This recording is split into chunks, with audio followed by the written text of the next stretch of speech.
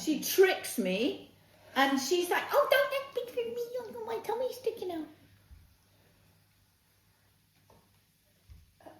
Yeah, no, he's put it under freak show. He thinks that's really funny. They're all done under here. No, they're not. They are. I bet you don't with your other girlfriend. Stick them under the They're not freak. freaks. They are actually. All That's freaks. so rude. Only a freak would go out with me. Indeed. Only a freak.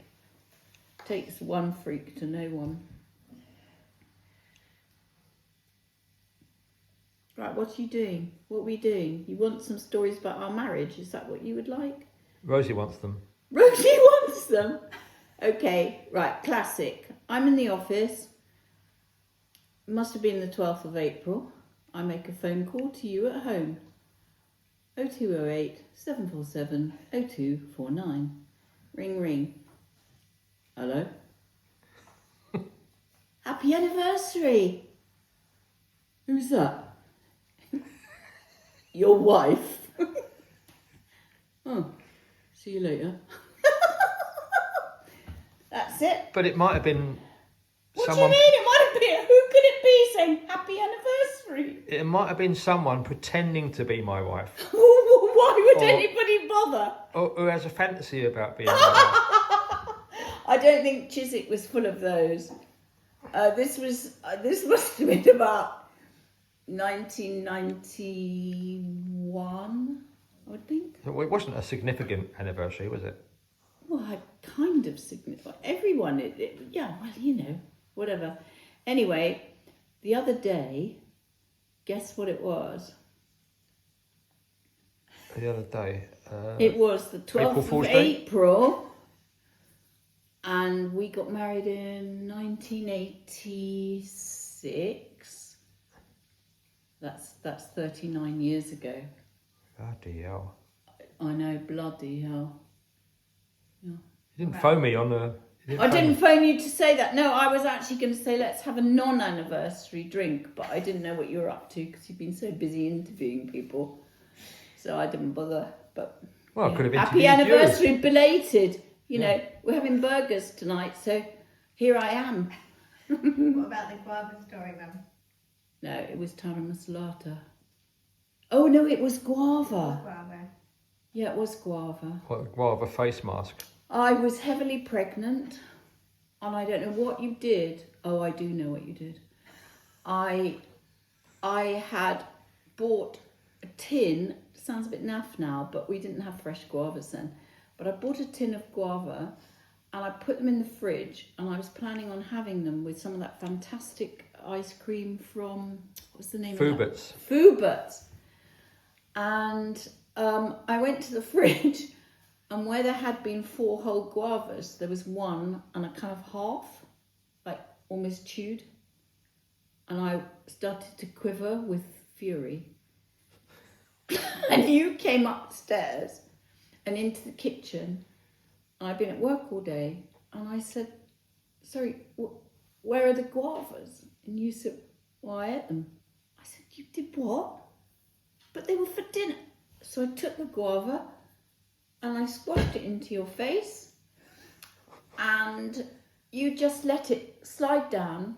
And my brother was staying that night. He was terrified. What, of you? No, of you, of what might happen. You just let it slide down your face like that. And then I shrieked, put my coat on, and ran out of the flat to the pub at the top of the road and had a pint of Guinness. Why did you do that? Because you were so frustrating that you'd actually spoilt the dessert and the whole dinner plan. Because I used to do really nice dinners, like, you know, starter, main course, pudding. Well, how What did about I that spoil time? it? What about that time you were working for Obbins, and your job was to lock up the shop in Notting Hill, and the alarm kept going off. Yeah, and I used up the Stilton from Christmas, and I thought I'd make a souffle. So I made one souffle, and you phoned me and said, "I'm sorry, the alarm's gone off there. I've got to sort it out. I'll give you a call when I'm leaving." Only it wasn't a call on the mobile, it was a call to the landline, which was like hanging on the wall in the kitchen. So I mixed up another, more eggs, more meringue, folded it in, was ready to put it in the oven. And do you know what? We actually ate the third souffle that night. Yeah, well, But about 11, it wasn't your fault, but, Yeah. but that was the kind of quality of cuisine we were having Exactly. at that time. But you had 2 attempts, so the third one would have been like perfect, really. No, they were all good, perfect. but the other 2 went in the bin. In the Yeah. bin? Couldn't you freeze them or something? No, you couldn't. We didn't have a freezer. We didn't even have central heating. We had hardly anything. We had a tiny little 1-ring stove and a baby belling to one side. And we ate like kings, really. We had really good food. We did. Anyway, there we go. That's a couple of stories from our Any other complaints? anecdote. No, I can't think of any. Well, if that's all I've done, that's... No, these are not criticisms. These are actually funny stories. Didn't Dad take me to school in my pyjamas once by mistake? I don't know. Only you would know that. He can photograph you, but you're not going to have to sit under the freak show sign, are you? Because he hasn't. Do you want to tell that story? Tomorrow. That's it for tonight. I'll think of some more. Don't worry. Okay. Isn't that, isn't it? That's piss. Very weak tea. Not that I've ever seen bats piss, to be honest. So, Mum, when did you actually first meet Dad? Oh, it was a few weeks into the first term of university, and it was on the campus of where we actually lived, which was outside Norwich. It was a former RAF base called Horsham St Faith, and we had a student bar there, and Dad had a job as a barman on a Friday night, maybe another night during the week. Anyway, I think they must have been given free beer, because even though it was really cheap, he managed to down 10 pints. Jesus. And I saw him wobbling, his little legs like egg beaters going kind of wobbly across the football pitch. And I just thought, what the hell have you drunk that much for? Why are you so drunk? And that was my first, because he was friends with a guy that I was acting with at the time. Okay. What did he look like at that time? Oh, he had this, I think he was trying to look like Hemingway or something. He wore corduroy trousers. He wore check grandad shirts. Do you know what I mean by that? There's kind of flannel, nice, lovely. And he had a flat cap and a pipe. A pipe? He never really had anything in the pipe, but he had it as a prop for his literary image. Yeah. Yeah. And he had blonde, very blonde curly hair. Wow. Yeah. Was he your type on paper? No. Really? An exception. Yeah. But we didn't get together for a while after that. It was like nearly 4 weeks, 3 years, 3 whole years, calendar years till we got together. Yeah. After that. And then I remember you saying about when he first met your little brother for the first time. When he was 20, right? Yeah. He my brother was at a boarding school in southeast London called Eltham College, and on my 18th birthday, I'd already started at UEA then because I was young. I became his official guardian in the UK because my parents were abroad. They were on a posting in Moscow.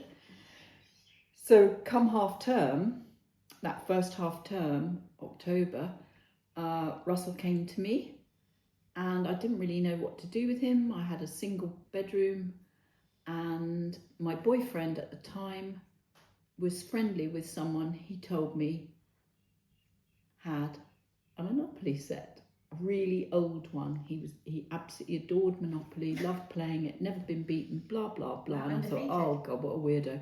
Anyway, Nigel came in carrying this board, in a battered cardboard. It had dog-eared corners and everything. And he said, I said, oh, that's brilliant. We can play tonight. He's gonna love that. Really happy. 9 years old. And he says, just one thing. Bob wants to play too. It's on that basis that he's lent it to us. I said, what? He's going to come and play with us. That's so weird. So he started, I don't know what time it was, but all I know is I went out first, Nudge went out second, and we must have fallen asleep because we were woken after 1 o'clock in the morning, nearer 2 than 1, I would say, with Dad going, yes, like this. What, and Russ had just been beaten by him. So Russ was 9. Mm. Yeah. What did that make you think about Dad at the time? A freak. I'm sitting under the freak sign. We should have put him under the freak sign. So I just said, what the hell? Anyway, yeah.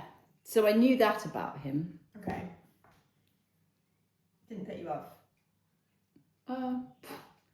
Well, there was nothing to put me on to at that time because I was in a relationship. About the time that Dad did some DIY? DIY? No, it wasn't DIY.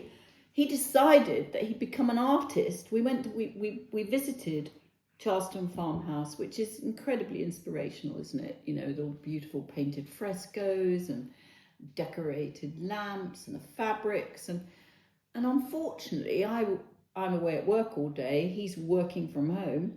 And he's tiddling about with different paints. Fired Earth had moved into, I don't know what it was. Anyway, colours. I would come back and find lampshades painted, the kitchen gone blue, all sorts of things. And one night I got home and you were both in the kitchen, you and your sister. And you went, Mum, it's okay. He's done the bedroom. He's done your bedroom, but it looks so nice. I think you're going to love it, Mum. I think you're going to love it. Anyway, I went upstairs and there were 2 different colours. It was a sort of green and a lovely turquoisey, greeny blue. And actually it looked great. And it was all 4 walls. Only one wall was made up of wardrobes with kind of Louvre doors, like those slatted doors. And, great. Fantastic. Nice evening, lovely dinner, children in bed. Got up in the morning to go to work, opened wardrobe, all clothes, striped blue. Bloody grand gesture, Picasso, paint through all the wooden slats across all my work clothes. What did you do? What did you say? I was just silent, really. But Silent I went into work, I had enough dumped on the chaise longue at the end of the bed to have something to wear. I went into work and I told them, and they loved these stories. They'd actually wait for me to come in because it's like another episode of life in the Osborne Davies household, And you couldn't really be cross because it wasn't intentional, and that was actually just one of those things. He didn't have that practical vision or common sense. Anyway, there we go. Oh my God.